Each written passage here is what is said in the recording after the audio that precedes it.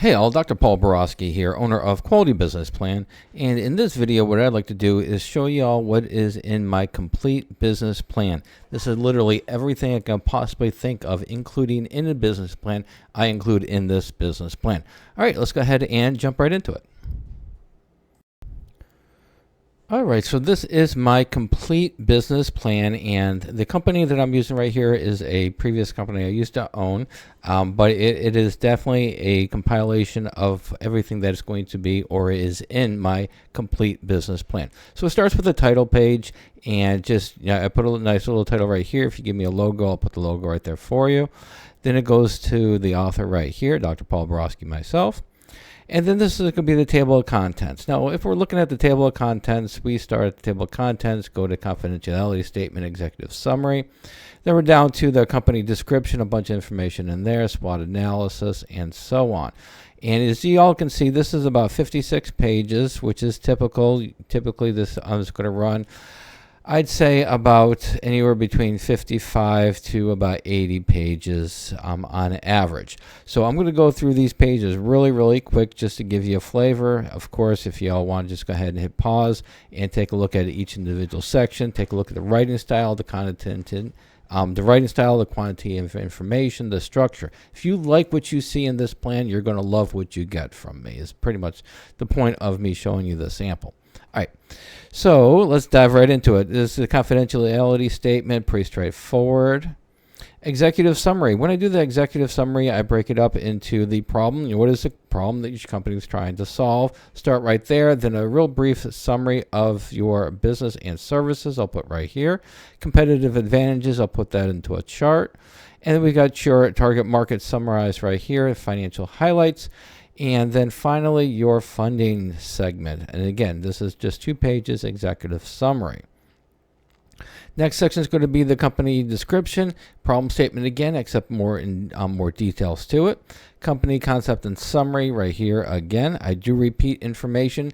I do repeat the information in different sections. For the simple fact is I want to make sure that each section is aligned, and some of the sections I do repeat it verbatim because I want to make sure that I get the explicit wording in there. So there are some sections in the business plan that need to be explicitly worded, and that's why I will do that.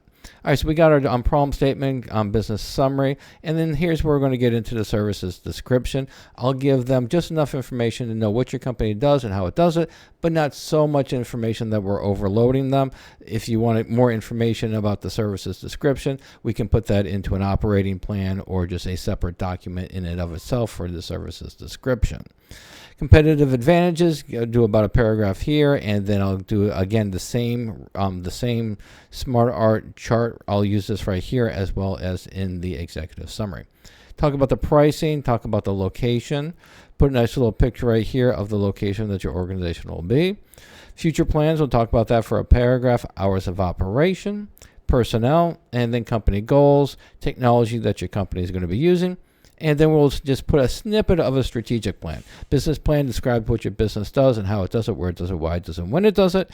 And your objective, your business objectives, that's your strategic plan, and that just describes where your organization is going. Again, it's usually a separate document, but I'll summarize that information and put it into this business plan. Also include a mission statement if you have it, a vision statement if you have one, and then a value statement as well.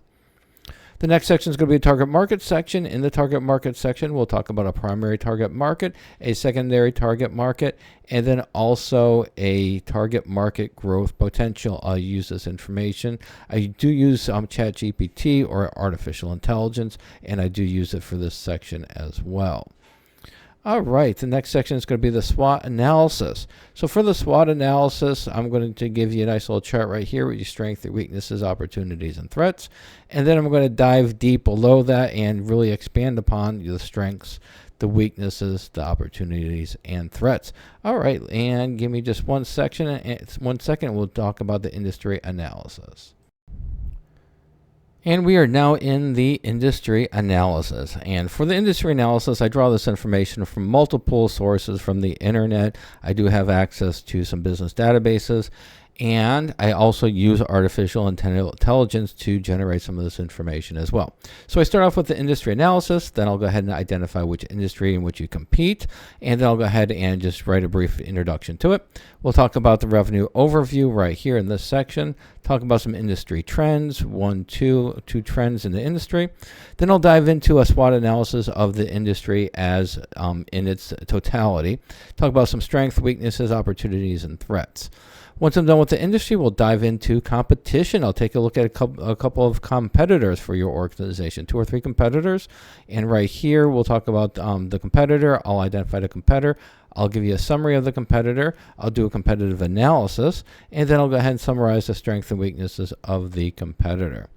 Again, I'll do this for a second competitor as well, summary, and then another competitive analysis as well with a summary of their strengths and weaknesses. The next section is going to be Porter's 5 forces. I'll take a look at your industry as a whole from the perspective of your organization and the industry. We'll talk about supplier power, buyer power, threat of substitutions, threat of new entrants, and competitive rivalry. The next section, if it's applicable to your business, we'll talk about demographics. It'll be 1 or 2 paragraphs, not too deep on this one. Next section is going to be operations and management. We'll talk about the ownership right here. I'll summarize the management team right here, 1 or 2 paragraphs. Then we'll talk about the job responsibilities. We'll go into it right here. And then we'll identify 4 or 5 job positions, if, again, applicable. And then we'll go ahead and summarize some of their job responsibilities. Finally, the resume. I'll state that the resume will be in the appendix. Next section is going to be organizational structure. In the organizational structure, I'll go ahead and include an organizational chart. As long as it's not too crazy, we go into 15, 20, or 30 different job positions. Then we'll take maybe look at something different. Maybe break it up into 2 or 3 different charts. But typically, I'll be able to fit all that good stuff into one chart. All right, next section is going to be the marketing and sales. In the marketing and sales, I'll give you a brief introduction to the marketing and sales. Then I'll go ahead and put this nice little chart right here, some marketing objectives and keys to success for the marketing and sales segment. Then we'll go ahead and talk about how you're going to market, and I'll break it up into, again, categories of networking, traditional advertising, social media advertising, and then website advertising. All right, and just a minute, we'll go ahead and dive into the strategy summaries. And now for the strategy section. So strategy section is pretty straightforward. I take a look at a few different strategies that your organization is going to be implementing, or some core values that y'all are turning into strategies, and then just briefly talk about them. So the strategy section starts off with a networking strategy. Then we go into a competitive strategy, and then we'll go into your operations strategy, and then finally we'll talk about your strategic planning, your thoughts and ideas about strategic planning, and then finally a synergy strategy, how we're going to drive everything together and use it to point our organization in one direction and use multiple sources to go ahead and grow our business. Next section is going to be exit strategy. Every business owner is going to exit their organization eventually. And so we'll go ahead and put an expected strategy, which is going to be our best case scenario.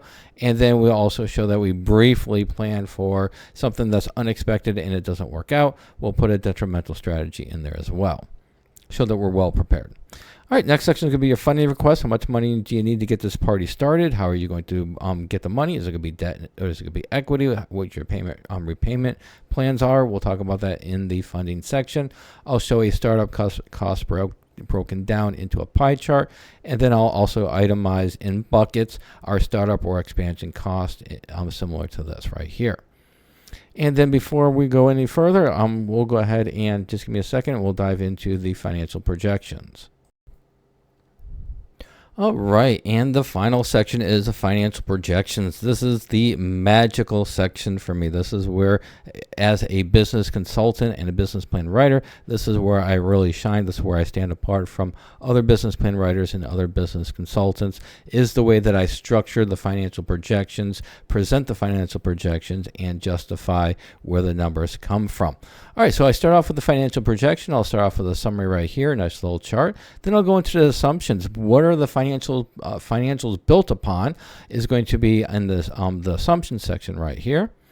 And then once I'm done with that, I'll, instead of just throwing them into the financial projections, I walk them into it, or the reader into it, to let them know where these numbers are coming from. I'll start where I'm getting the initial daily sales from. Then we'll go to the initial monthly labor. I'll break that down. From there, we'll talk about the initial monthly fixed cost, and then I'll supply a nice little pie chart for the monthly fixed cost. Then we'll talk about the growth rates, how I'm growing the various segments of the financials. And then finally, from there, we'll talk about your profit and loss. But again, I still don't get into the income statement and balance sheet. Again, I build up to that and show where all these numbers are coming from. So next is going to be the profit and loss year one, broken into quarters, month 1 through month 3, quarter 1. And if you know, I do not put dates in here. It's always month 1, quarter 1, year 2. These make these financials evergreen. They don't expire. So next thing is going to be for the quarter 2, and again, month 4 through 6, quarter 2. Same thing right here with quarter 3. Then we'll go to quarter 4, and then what I'll do is I'll show the common size, the percentages of the salary, labor, advertising as compared to the sales. All right, and then the next section is going to be, again, profit and loss year 2, and we'll go through 13 through 15, quarter 1, same thing, quarter 2, quarter 3, and quarter 4, that's year 2. And now we get into the income statement for year 1 through year 5. So gives you pro forma financial projections for 5 years. Next section is going to be the balance sheet. Again, 5-year pro forma balance sheet, year 1 to year 5. Once we're done with that, we'll go ahead and take a look at the break-even analysis right here. We'll have the break-even analysis as well as the chart for the break-even analysis. Then we have a cash budget in here as well. And the cash budget shows revenues for the months and when the funds are going to be paid out. So we got revenues right here. I show how, if it's cash or credit sales, and then we'll get the variable distributions or variable cost, fixed cost, and we'll align those with when those are going to be paid out. And then I do that for 12 months. Next section is going to be the best case scenario. I'll grow the revenues and the costs by a specific. I'll grow the revenues by a specific dollar percentage, and then I'll show that what the best case scenario is. And then I'll also reduce the revenues as well, and I'll show a worst case scenario as well. Next section is the financial ratios. I'll show all applicable financial ratios of these financial ratios right here. Then we got a projected valuation based on expected cash flows. Keep in mind, there's a 1,000 different ways to project a valuation, and none of them are going to be right. You got to keep that in mind. No financial projections are going to be right for valuations. It's just an estimate, and this is one way to estimate. It's a dividend it's a cash flow discount where I bring the cash flows back to present day dollars using a discount rate. And then I'll give you the NPV or net present value or the valuation based on the cash flows. Payback periods right here. And then what we do is we get into the sensitivity analysis. I'll go the cost of goods by 5%, and I'll show what happens to the income. And then I'll, again, for the fixed costs, I'll grow those and reduce those to show how the net profits are going to be impacted based on changes to expenses, the cost of goods, and then looking at it from the perspective of total expenses. Net present value profile just shows where the organization's value is going to be based on a various different discount rates.